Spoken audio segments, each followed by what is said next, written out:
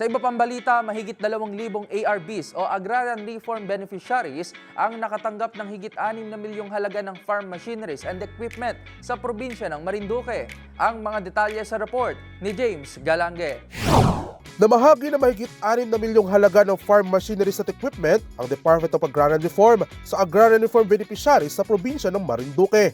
Sa pangunguna ng Darmy Maropa, 14 na multi-tilling machines, 3 hand tractors, 8 water pumps, 20 grass cutters sa mahigit 2,300 pakete ng organic plant ang natanggap ng 33 ARB organizations.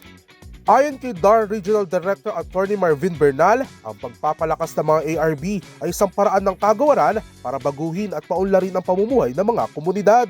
Ito rin daw anyang nais ni Pangulong Bongbong Marcos na matulungan ng mga agrarian reform communities na itaguyod ang seguridad sa pagkain, isulong ang sustainable pagsasaka at mapabuti ang kabuhayan ng mga magsasaka sa bansa. Habang nagpaabot naman ng pasasalamat sa kagawaran, si Bintakay Farmers Association Chairperson Gilda Herondo na anya malaking tulong ito sa kanila bilang may pinakamaraming bilang ng ARB sa nasabing probinsya. Para sa DZRH TV, ito si James Galange, una sa Pilipinas, una sa Pilipino.